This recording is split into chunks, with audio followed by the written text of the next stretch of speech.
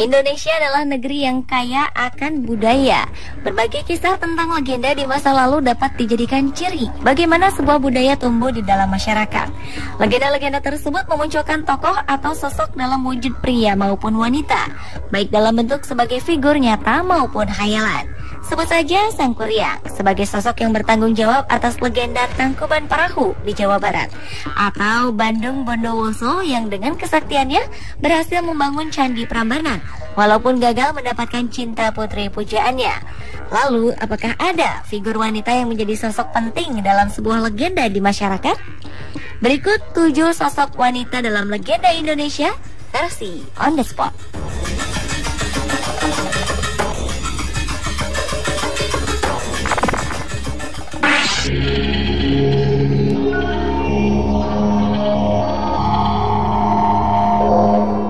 Nyi Loro Kidul merupakan legenda masyarakat tentang sosok penunggu di pantai selatan Pulau Jawa. Namanya diidentikan dengan warna hijau sebagai warna kebesaran sosok seorang putri dari Prabu Siliwangi yang memerintah di kerajaan Pajajaran. Sang Prabu memiliki anak perempuan yang sangat cantik, bahkan melebihi kecantikan ibundanya. Anak perempuan ini kemudian diberi nama Putri Larakadita yang memiliki arti putri nan cantik jelita. Sayang, kecantikannya ini membuat para selir menjadi iri hati hingga akhirnya menyebarkan penyakit misterius kepadanya. Merasa menderita, ratu dan sang putri memilih untuk melarikan diri dari istana kerajaan.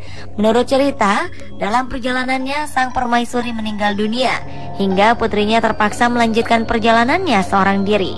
Saat sang putri tertidur di tengah perjalanannya, ia bermimpi bertemu dengan orang suci yang memberinya nasihat agar ia menyucikan diri ke laut untuk mendapatkan kesembuhan dan mengembalikan kecantikannya. Ia juga dijanjikan akan memperoleh kekuatan gaib. Saat terbangun dari mimpinya, Putri Larakadita pun menuju laut selatan. Mimpinya pun menjadi kenyataan, karena selain sembuh dan kembali cantik, ia juga memperoleh kekuatan gaib. Namun sayang, dengan kekuatannya ini, sang putri harus tetap tinggal di Laut Selatan untuk selamanya. Sejak itulah, ia kemudian disebut sebagai Nyi Loro Kidul yang memiliki arti derita di Laut Kidul atau Selatan.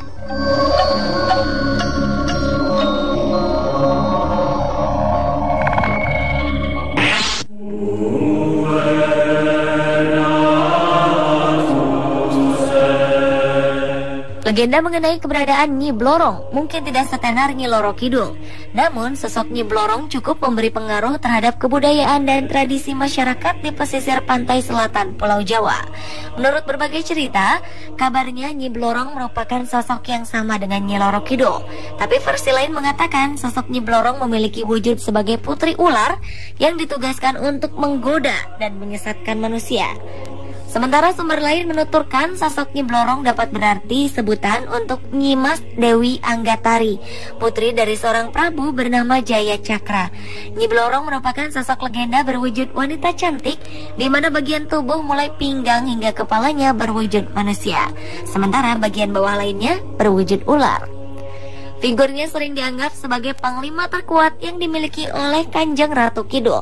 Menurut kepercayaan masyarakat, Nyi Blorong adalah penguasa keraton pantai selatan yang memiliki kesaktian luar biasa. Nyi Blorong sering digambarkan mengenakan kebaya berwarna hijau dengan rajutan emas, di mana kain panjang berwarna emas ini konon merupakan perwujudan sosok aslinya, yaitu sebagai seekor ular raksasa. Kesaktian dan kecantikan Nyi Blorong dikabarkan akan mencapai puncaknya pada saat bulan purnama. Dan pada saat bulan mulai mengecil, ia akan kembali ke wujudnya semula, yaitu sebagai seekor ular raksasa.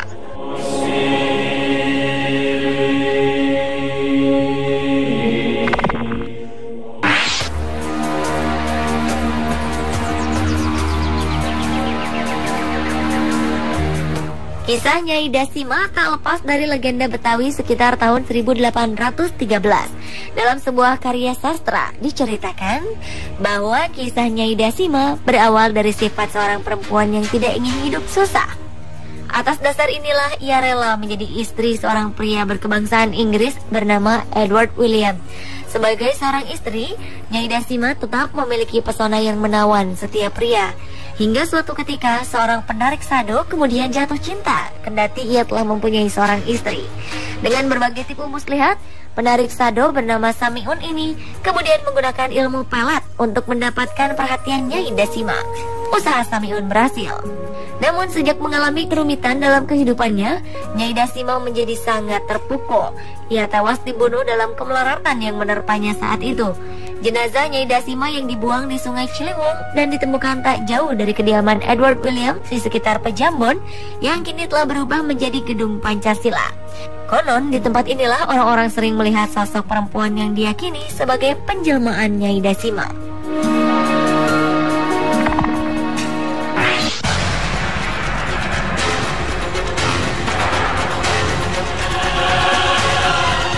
Legenda Roro Jonggrang berasal dari Jawa Tengah. Kisah Roro Jonggrang ini sekaligus menceritakan asal mula ajaib dari berdirinya Candi Sewu, Prambanan, Keraton Ratu Boko, serta Arca Dewi Durga yang terdapat di dalam Candi Prambanan. Kisahnya berawal ketika Bandung Bondowoso berhasil mengalahkan Prabu Baka dan menguasai kerajaannya. Saat memasuki kerajaan Baka inilah, Bandung Bondowoso melihat putri cantik anak Prabu Baka yang sedang bersedih atas kematian ayahnya. Merasa terpikat oleh kecantikan putri Roro Jonggrang, Bandung Bondowoso memaksa agar sang putri mau menikah dengannya. Merasa terdesak karena tidak mencintai Bandung Bondowoso, sang putri akhirnya bersedia menikah dengan dua syarat yang mustahil untuk dipenuhi. Dua syarat itu adalah dibangunnya sumur Jalatunda, serta candi berjumlah 1000 buah yang harus selesai hanya dalam waktu 1 malam sebelum matahari terbit. Dengan kesaktiannya, Bandung Bondowoso berhasil menyelesaikan tugasnya.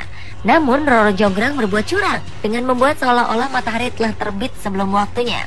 Bandung Bondowoso pun menjadi marah, lalu dengan seketika ia mengutuk Roro Jonggrang yang sedang berlari untuk berubah menjadi batu, melengkapi arca yang belum sempat ia buat.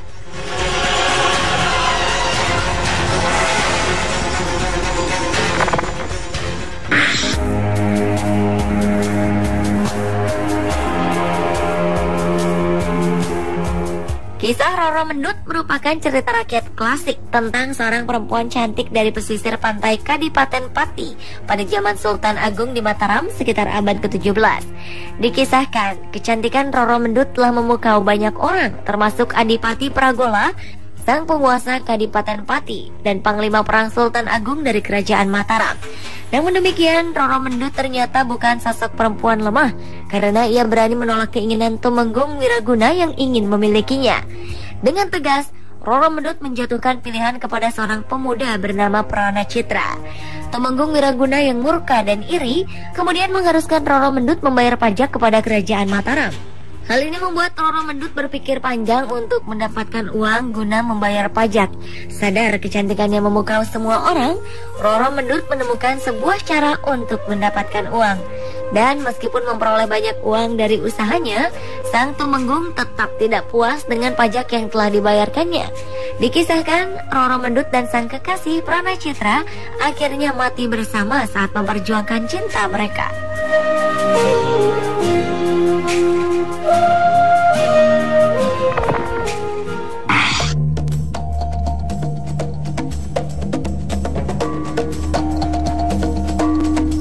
Kisah Nyai Ronggeng beberapa kali dipentaskan dalam berbagai seni drama dan tari di Indonesia. Dikisahkan, jika dahulu kala Nyai Ronggeng pernah hidup di sebuah desa bernama Candi Wulan. Dengan paras cantik, tubuh molek, serta kemampuan menarinya, sosoknya menjelma menjadi seorang perempuan yang disukai oleh banyak pemuda di seluruh penjuru desa. Nyai Ronggeng pun bingung dengan keadaan ini. Dengan tujuan untuk memilih pemuda paling tepat, diadakanlah sayembara untuk memutuskan secara adil siapa yang berhak mendapatkan cinta sang Ronggeng. Persaingan pun berlangsung dengan sangat ketat hingga menyisakan 3 pemuda. Nyai Ronggeng yang tidak bermaksud membuat peperangan di antara pemuda pun menjadi panik. Ia berusaha menghentikan pertarungan dengan berlari ke tengah arena. Sayang, keris milik salah satu pemuda terlempar hingga mengenai tubuh Nyai Ronggeng. Para pemuda itu pun merasa kecewa dan sedih karena perempuan yang dicintai telah tewas. Akhirnya ketiganya membagi jasad Nyai Ronggeng menjadi 3 bagian dan menguburkannya di tempat berbeda, yaitu di sebelah timur, tengah, dan bagian barat desa. Dan hingga kini warga desa tetap menganggap ketiga makam Nyai Ronggeng di wilayahnya sebagai tempat keramat.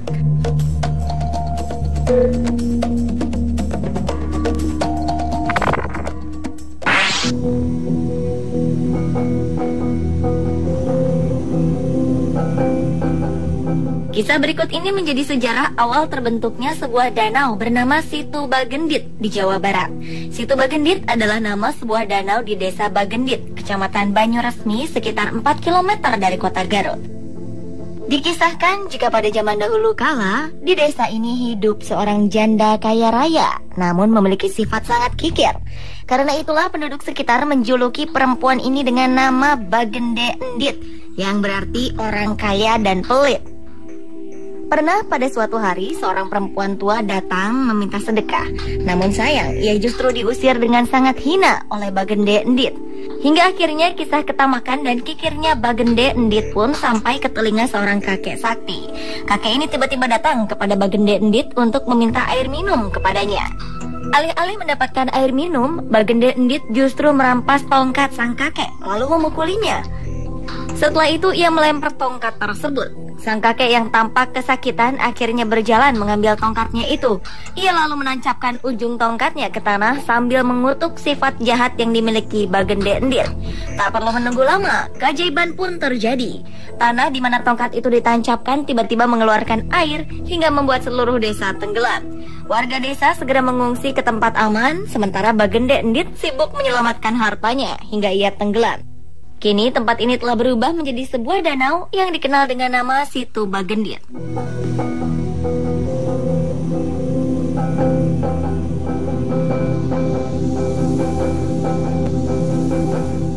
Pemirsa, itulah 7 sosok wanita dalam legenda Indonesia versi On The Spot.